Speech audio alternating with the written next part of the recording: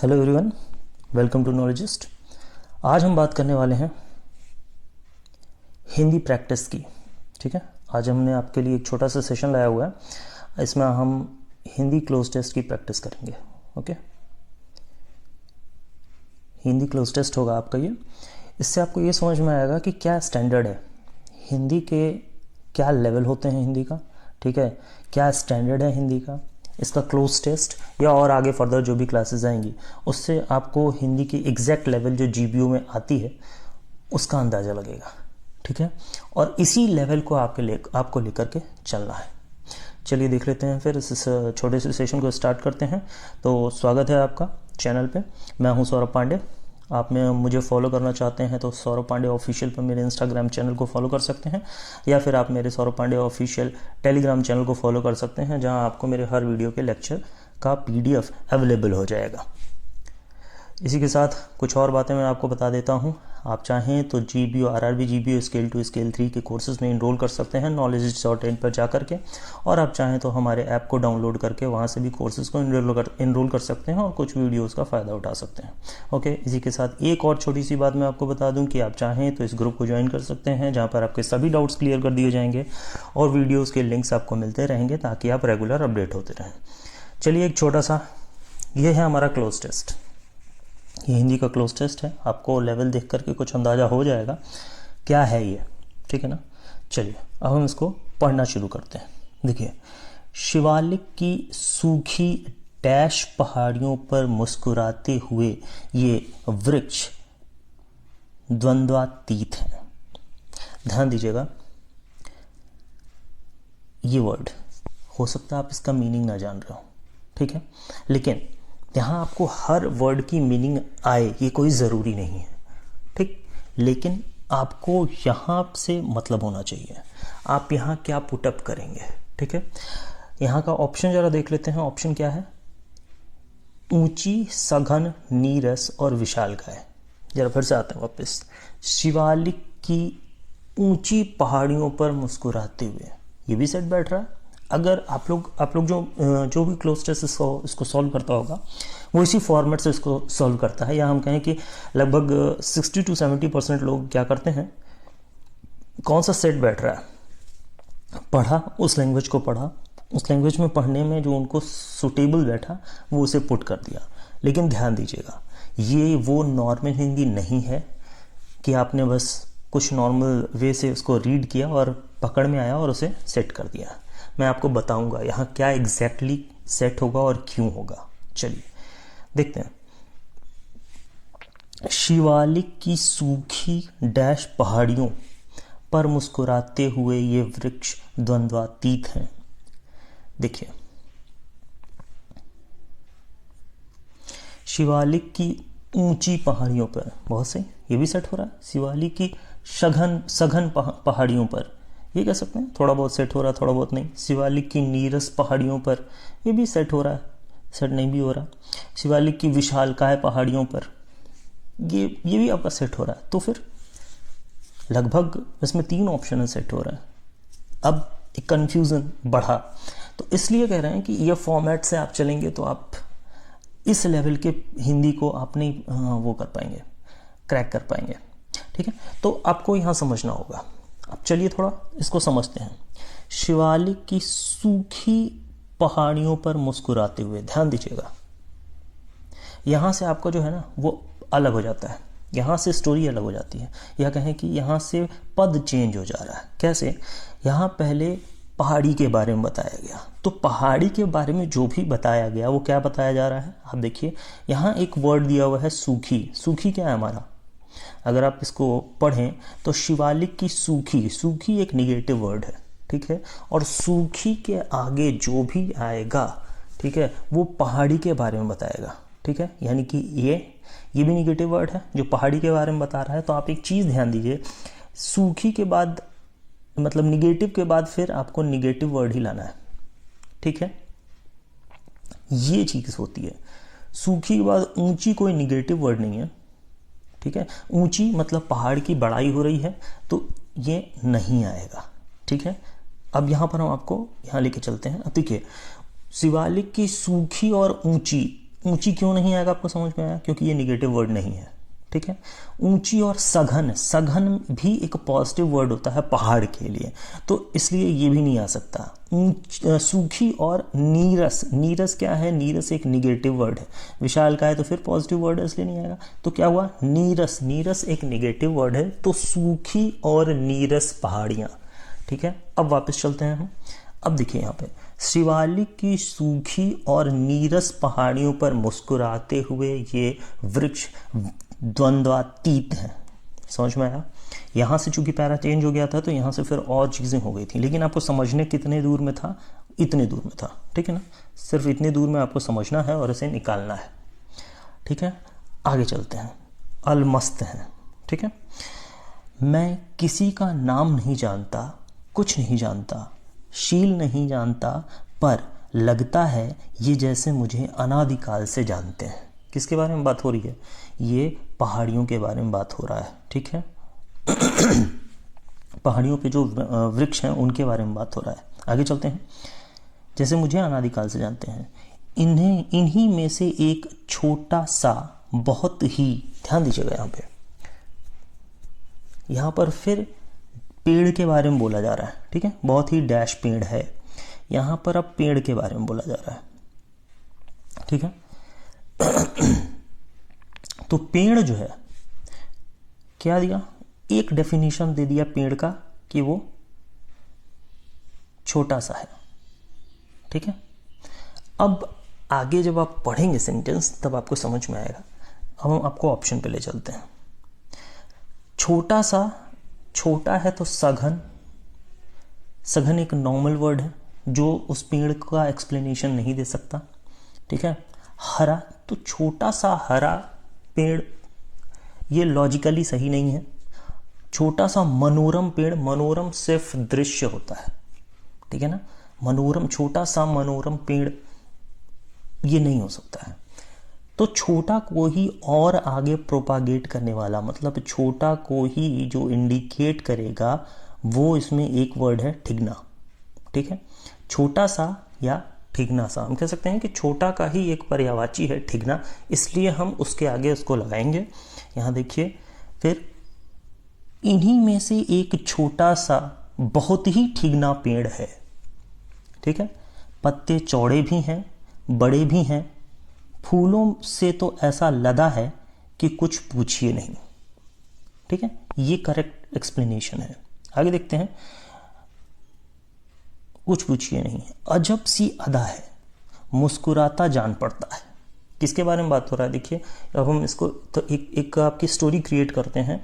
अभी हम बात कर रहे थे, पहाड़ है, एक सूखी नीरस पहाड़ियां हैं, पहाड़ियां में आपके कुछ वृक्ष हैं, द्वंद्वातीत वृक्ष हैं।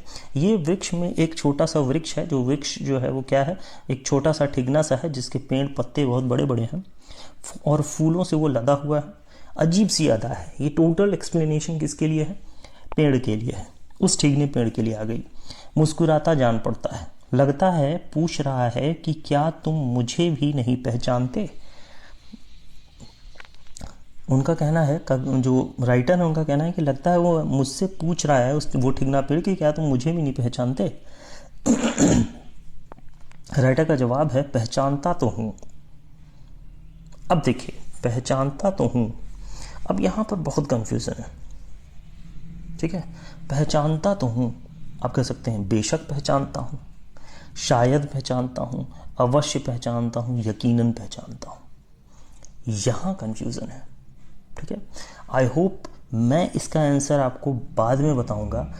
आप मुझे इसका आंसर कमेंट में दीजिएगा कि इसमें से कौन सा आंसर होगा और कौन सा और क्यों होगा, ठीक है। बाकी कौन से जो नहीं हो रहे हैं वो क्यों नहीं होंगे, ये एक्सप्लेनेशन मैं आपसे कमेंट में उम्मीद करता हूँ आप मुझे एक्सप्लेनेशन देंगे। इसका फर्दर डिस्कशन या फर्दर जो भी जवाब होगा मैं अपने channel Saurabh Pandey official Telegram channel पे दे दूंगा। आप वहाँ ज्वाइन कर लीजिए और इसके आंसर का जवाब पाइएगा। चलिए, फिलहाल ये समझिए, ये आपके लिए एक क्वेश्चन मैं छोड़ रहा हूँ, ठीक है। पहचानता तो हूँ क्या होगा, यकीनन पहचानता हूँ, बेशक पहचानता हूँ। देखते हैं आपका जवाब क्या आता है, उसके बाद मैं दूंगा। लगता है बहुत बार देख चुका हूं, पहचानता हूं उजाड़ के साथ ही तुम्हें अच्छी तरह पहचानता हूं। नाम भूल रहा हूं प्रायः, जाता हूं रूप देखकर प्रायः पहचान जाता हूं। नाम नहीं याद आता, पर नाम ऐसा है कि जब तक रूप के पहले ही हाजिर न हो जाए तब तक रूप की पहचान अधूरी रहती है।